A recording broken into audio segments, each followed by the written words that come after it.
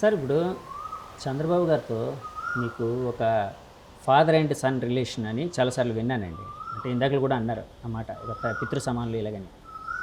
యాక్చువల్గా నా దగ్గర ఒక ఆడియో ఉందండి చంద్రబాబు గారిది. సో ఆడియో వినిపించి అడుగుతాను క్వశ్చన్.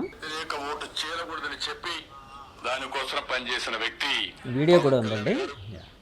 అలాంటి వ్యక్తి అక్కడ పోటీ చేసినప్పుడు ఒక పొత్తు ధర్మంలో వర్మ గారికి ఇబ్బంది ఉంటుంది, కార్యకర్తలకు ఇబ్బంది ఉంటుంది.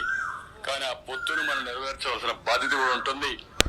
నేను అందుకే వారికి ఒక మాట చెప్పాను, మీరు ఎమ్మెల్యేగా రాలేరు కానీ ఆ నియోజకవర్గం తరపున మొదటి విడత లిస్ట్ లో ఎమ్మెల్సీగా వారే ఉంటారు. శాసన మండలికి వస్తారు. శాసన మండలికి రావడమే కాకుండా రేపు భవిష్యత్తులో నాకు కూడా కొంత బాధ్యత ఉంది, క్షత్రియులకు న్యాయం చేయాలి. అలాంటి న్యాయం చేసే దాంట్లో ప్రమోషన్ లో మొట్టమొదటిగా వర్మ గారు ఉంటారని చెప్పి మరొకసారి మీ అందరికీ తెలియజేసుకుంటూ, ఇంకొక పక్కన సార్ అంటే చంద్రబాబు నాయుడు గారు మిమ్మల్ని పిలిపించి బుజ్జగించారని, వర్మ గారు పార్టీ మీద అధినాయకత్వం మీద అలిగారని రకరకాల వార్తలు అయితే వచ్చాయండి. ఇంకా మీడియాలో అయితే విపరీతమైన వైరల్ అయ్యాయి చాలా మటుకు. అంటే మీ మీద కథనాలు. ఇంక చంద్రబాబు గారు బుజ్జగించి ఈ విధంగా చెప్పడం వల్లనే వర్మ గారు ఇంకా మెత్తబడ్డారు ఇట్లాగని. సరే, అంటే ఇప్పుడు చంద్రబాబు గారు సభాముఖంగా చెప్పిన మాటలు ఇవి. అంటే యాక్చువల్గా ఈ సమయంలో అంటే మీరు కొంత బాధపడ్డ మాట వాస్తవం అని ఇందాక అన్నారు కదండి. ఆ సమయంలో మీరు వెళ్ళిన వెంటనే ఏమన్నారు చంద్రబాబు గారు? వెళ్ళిన వెంటనే అంటే ఏ పరిస్థితిలో ఇవ్వాల్సి వచ్చి అంటే రెండవది ఏంటంటే అన్నిటికంటే ముఖ్యం, ఆయన జనసేన పార్టీ అధ్యక్షులు పవన్ కళ్యాణ్ గారు చీఫ్. ఆయన ఎక్కడ టిక్ పెడితే అక్కడ సీట్ ఇవ్వాల్సిన బాధ్యత చంద్రబాబు నాయుడు గారిది, ఆనర్ చేయాలి. అక్కడున్న తెలుగుదేశం పార్టీ కేడర్ని సముదాయించుకుని సపోర్ట్ చేయవలసిన బాధ్యత కూడా చంద్రబాబు నాయుడు గారు. ఆ ప్రాసెస్లో మాకు లీడర్కి కొంత ఇబ్బంది వచ్చినప్పుడు తండ్రి కొడుకు మాట్లాడుకున్నట్టే మాట్లాడుకుంటాం. చంద్రబాబు నాయుడు గారు చెప్పింది ఏంటంటే, వాస్తవ పరిస్థితి నాకు చెప్పాక పవన్ కళ్యాణ్ గారు 144 సీట్లు సపోర్ట్ చేస్తున్నారు, తెలుగుదేశం పార్టీ 21 సీట్లు సపోర్ట్ చేస్తుంది. దీంట్లో పిఠాపురం కీలకం. ఆయన అడిగాక నో అనడానికి కుదరదు. ఒక పార్టీ అధ్యక్షుడు అడిగినప్పుడు ఆనర్ చేయాలి. ఆ విధంగా ఆనర్ చేసామని తెలిసాక ఈ ఆనర్ చేసిన దాంట్లో నా భాగస్వామ్యం కూడా అవసరమని ఆయన డిస్కషన్లో నేను అర్థం చేసుకుని నేను వెంటనే సపోర్టు మరుసటి రోజే నేను కార్యక్రమాలు మొదలెట్టాను. కాదు సార్, ఇప్పుడు సభాముఖంగా ఆయన చెప్పిన మాటలు ఏవైతే ఉన్నాయో, అంటే మీకు ఎమ్మెల్సీ ఇస్తానని, ఎట్ ద సేమ్ టైం క్షత్రియ అదే కార్పొరేషన్ ఏదైనా పెట్టినప్పుడు అంటే ఒక బాధ్యతయుతమైన పదవి కూడా ఇస్తారని కూడా ఇందాక అన్నారు కదండి. అది ముందే మీకు చెప్పారా సార్ ఆ రోజు? నేను ఆయన అడిగింది పురుషోత్తపట్నం ఏలేరు ఆధునీకరణ ఫేజ్ 2 చేయాలని అడిగాను. ఆయన అన్నీ చేస్తా ఉన్నారు. ఇవన్నారా? ఇప్పుడు 2 అధ్యక్షులు నాకు, చంద్రబాబు నాయుడు గారు ఒక ఆయన, పిఠాపురం పవన్ కళ్యాణ్ గారు. నా సర్వీసెస్, నా యొక్క సేవలు ఎక్కడ అవసరం అన్నది వాళ్ళిద్దరూ నిర్ణయించుకుంటారు. వాళ్ళిద్దరూ నిర్ణయించుకుని నా సేవలు ఎక్కడ పెడితే నేను అక్కడ పనిచేస్తాను. సార్, వైసీపీ వాళ్ళు ఒక మాట అంటూ ఉన్నారు. అంటే పిఠాపురంలో అంటే వాళ్ళ దృష్టిలో వాళ్ళ మాటలు మీకు చెప్తూ ఉన్నాను, వాళ్ళ వ్యాఖ్యలు, కొంతమంది నాయకుల వ్యాఖ్యలు చెప్తూ ఉన్నాను. పవన్ కళ్యాణ్ గారు గెలవలేరు, గెలిస్తే అక్కడ పవన్ కళ్యాణ్ గారు ఎమ్మెల్యే కాదు, వర్మ గారు అనధికార ఎమ్మెల్యే అని అంటూ ఉన్నారు. దాన్ని ఎలా చూడాలంటారు? అది తప్పండి. పవన్ కళ్యాణ్ గారు గెలిచాక పవన్ కళ్యాణ్ గారే ఎమ్మెల్యే, నేను ఎలాగవుతాను? అంటే చక్రం తిప్పేదంతా వర్మగారే అంటున్నారు. చక్రాల్లోనే ఉంగరాలు తిప్పడానికి ఏముండవు. ఆయనకి సపోర్ట్గా ఏదైనా ఆయన నాకు వర్క్ అసైన్ చేస్తే వర్క్ అటెండ్ అవుతాను. ఆయనే ఎమ్మెల్యే అవుతారు, పిఠాపురం ఎమ్మెల్యే. ఆయన రెస్పాన్సిబిలిటీస్ అన్నీ ఆయన. ఏదన్నా ఏదే కూటమిలో నేను పార్ట్నర్గా వరం గారు ఈ వర్క్ ఏదైనా చూడండి అని ఆయన ఆదేశిస్తే చూస్తాం, అంతవరకే తప్పితే ఆ లిమిట్స్ దాటి మనం కూడా ఉన్నాం. సార్, ఇప్పుడు యాక్చువల్గా ఇందాక సర్వేల విషయం వచ్చింది కదండి. అంటే సర్వేలు ఎన్నున్నా కూడా పార్టీలు కూడా అంతర్గతంగా సర్వేలు చేయించుకుంటూ ఉంటాయి. అందులో చంద్రబాబు గారు అయితే చాలా అంటే ఇలాంటి విషయాల్లో చాలా ముందు ఉంటారు. ఎందుకంటే ఆయన టెక్నాలజీ ఇలాంటివన్నీ ఎక్కువ ఫాలో అవుతుంటారు. అదంతా చాలామంది పరిశీలకులు వాళ్ళు చెప్తూ ఉంటారు, అనలిస్టులు అందరూ. సో అట్లాగా ఎలక్షన్ తర్వాత చంద్రబాబు గారు ఏమైనా సర్వే చేయించి మీలాంటి నాయకులతో షేర్ చేసుకున్న విషయాలు ఏమైనా ఉన్నాయా సార్? 120 బేస్లేనండి, దానికి ఇంకా ఎక్స్ట్రా వస్తాయండి. బేస్ లైన్ అంటే మినిమం వచ్చి 120 సర్వేలో వచ్చింది. సర్వేలో మీ పార్టీ సర్వేలో ఇంకా దానికి తగ్గట్టు టఫ్ సీట్స్ ఇవన్నీ ఉన్నాయి, అవి కూడా యాడ్ అవుతాయి. కాబట్టి మినిమం 120 అన్నది కన్ఫర్మ్. మోర్ దాన్ 120 అట్లని బట్టి ఇంకో 10-15 యాడ్ అవుతాయి.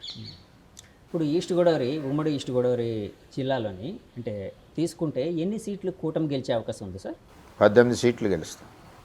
Out of 19 sir? 19కి 18 గెలుస్తుందండి పక్కగా. ఆ ఒక్కటి ఏంటి సార్ పోయేది? చెప్పకూడదు అది కాదు సార్, ఆ ఒక్కటే అన్నారు కదా, మా అందరికి సస్పెన్స్ అది. మీ బ్రెయిన్ ఉపయోగించండి. ఒక నియోజకవర్గం గురించి మనం గమని అలా కాదు మాట సార్, అంటే ఎటువైపు పోని ప్రాంతం చిన్న కోడి గుర్తులు కొండ గుర్తులు ఏమని చెప్తే దాన్ని బట్టి with in the east Godavari east Godavari ఒకటి పోయే అవకాశం ఉంది సార్. ఇప్పుడు మీరు 2000 అంటే మీ పొలిటికల్ కెరీర్ ఎప్పుడు స్టార్ట్ అయింది సార్? 2004-5. ఎలా వచ్చారు సార్ అంటే పాలిటిక్స్లోకి ఎలా వచ్చారు? నేను బిల్డర్ని, మా గురుగారు యనమల రామకృష్ణ గారు పిలిచి 2008లో కంటెస్ట్ చేయమన్నారు.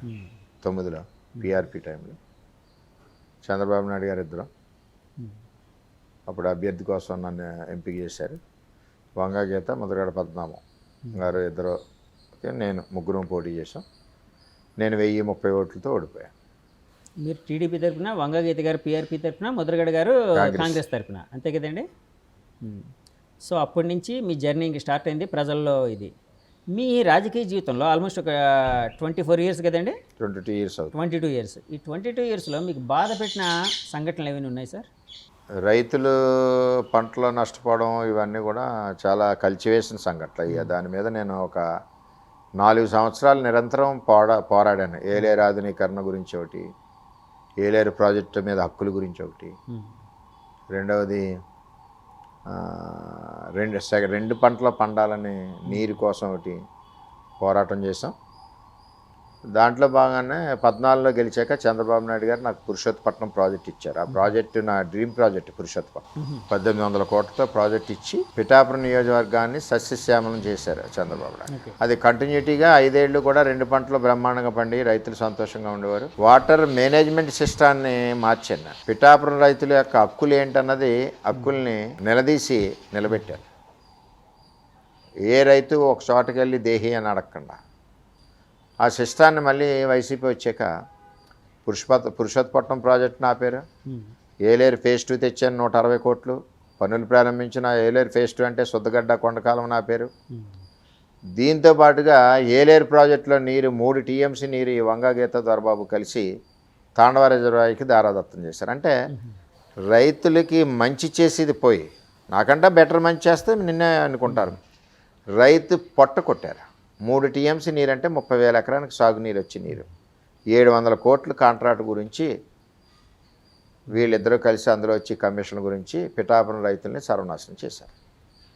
నేను మొన్న చంద్రబాబు నాయుడు గారి దగ్గరికి వెళ్ళినప్పుడు కూడా పురుషోత్తపట్నాన్ని తిరిగి ప్రారంభించాలి, ఏలేరు ఆధునీకరణ తిరిగి ప్రారంభించాలి. ఆల్రెడీ వచ్చేసిన వర్క్స్ అవి నా హైంలో తెచ్చిన వర్క్స్.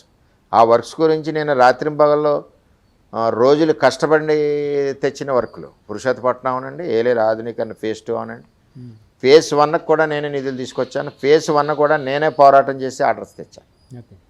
దీంతో పాటుగా ఈ మధ్యకాలంలో పవన్ కళ్యాణ్ గారు వచ్చాక కూడా వీటి యొక్క ఆవశ్యకత కూడా ఆయన దృష్టిలో కూడా పెట్టచ్చారు. అటు చంద్రబాబు నాయుడు గారి దృష్టిలో పెట్టాం, ఆయన కూడా మరి చేస్తానని తెలియజేయడం జరిగింది ఇక్కడికి పిఠాపురం ప్రాంతానికి వచ్చినప్పుడు. అలాగే పవన్ కళ్యాణ్ గారి దృష్టిలో పెట్టాం. అన్నింటికంటే అది ఘోరమైన సమస్య ఏంటంటే గట్టు అంటారు, జియో ట్యూబ్ ఒప్పాడదు. దాని గురించి కూడా నా హయాంలో మన డిజాస్టర్ మేనేజ్మెంట్ నుంచి ఎస్టిమేషన్ నుంచి కేంద్ర ప్రభుత్వానికి పంపించాం. అది కొంచెం ఎండింగ్ టైంలో అయింది. అది ఇంకా గవర్నమెంట్ పోయింది. ఆ గట్టు ఒకటి ఉంది, అది జియో ట్యూబ్. అది మన మత్స్యకారుల సమావేశంలో తెలుగుదేశం పార్టీ మరి హామీ ఇవ్వడం జరిగింది. అదేవిధంగా మన పవన్ కళ్యాణ్ గారు వచ్చినప్పుడు కూడా ఆ ప్రాంతం తిరిగినప్పుడు ఆ మీటింగ్లో కూడా మరి దాన్ని నిర్మాణం చేస్తా అని చెప్పి పవన్ కళ్యాణ్ గారికి కూడా మనం తెలియజేసాం. ఆయన కూడా ప్రజలకు వాగ్దానం ఇవ్వడం జరిగింది. ఇవన్నీ సమస్యలు చేయాలి. ఆ పురుషోత్తపట్నం ఆపేసాక నాకు కళ్ళనీళ్ళు పట్టినాయి. ఎంచేతంటే 400-500 కోట్ల రూపాయలు రైతులు పంటలు నష్టపోవడమే కాకుండా భార్య మెడలో బంగారాలు, పిల్లల మెడలో బంగారాలు పెట్టి వ్యవసాయం చేసి నష్టపోయారు. ఆ నష్టాలు ఈ వంగగీతకు కానీ దొరబాబుకు కానీ నాన్ లోకల్ అవ్వడం వలన, స్థానికులు కాకపోవడం వలన వాళ్ళ బాధలేమీ వీళ్ళకి అర్థం అవ్వలేదు. ఏ రోజు నీళ్లు మునిగిపోయినా రాలేదు, ఎండిపోయినా రాలేదు. మునిగిపోయినా వర్మ వెళ్ళాడు, కలెక్టర్ మీద పోరాటం చేసి నష్టపరిహారం రాయించాడు. ఎండిపోయినా వర్మ వెళ్ళాడు, ఇరిగేషన్ అధికారుల మీద పోరాటం చేసి మరి వాటర్ వచ్చే పరిస్థితి తెచ్చాం. ఈ విధంగా నష్టపోయిన రైతుల్ని కాపాడలేని పరిస్థితుల్లో ఆ ప్రభుత్వం ఉంది. నిరంతరం పోరాటం చేసి మేము అండగా ఆడుకున్నాం. అలాగే కరోనా వచ్చిన సమయంలో కూడా వీళ్ళిద్దరు కనపడలేదు. నేను దగ్గర 130,000 మాస్కులు డిస్ట్రిబ్యూషన్ చేశాను. స్వయంగా శానిటేషన్ చేశాను పెద్ద గ్రామాలన్నీ కూడా. ఇమ్యూనిటీ ఫుడ్ ఇచ్చాం. బ్లాక్ ఫంగస్ ఇంజక్షన్లు ప్రొవైడ్ చేయించాం సబ్సిడీ మీద. రెమ్డెసివిర్ ఇంజక్షన్లు కూడా దొరకకపోతే నేను కంపెనీలు, నాకు 1-2 కంపెనీలు తెలిస్తే వాళ్ళ ద్వారా కూడా ప్రొవైడ్ చేస్తాం. అంటే ఇక్కడ నేను ఎప్పుడు కూడా మా పిఠాపురం అంటాను తప్పితే పిఠాపురం అన్నాను. ఓకే, ఇదంతా నా కుటుంబం. అన్నీ కాపులు ఇంట్లో పెద్ద కొడుకున్నాను, బీసీల ఇంట్లో పెద్ద కొడుకున్నాను, ఎస్సీల ఇంట్లో పెద్ద కొడుకు. నాకు కులం లేదు, అన్ని కులాలు కలిపితే వర్మ. ఆ విధంగా నియోజకవర్గంలో ఒక కుటుంబ సభ్యుడిగా నేను అందరి వర్గాల మన్ననలు పొంది వాళ్ళ అండతో నేను ప్రయాణం సాగిస్తాను.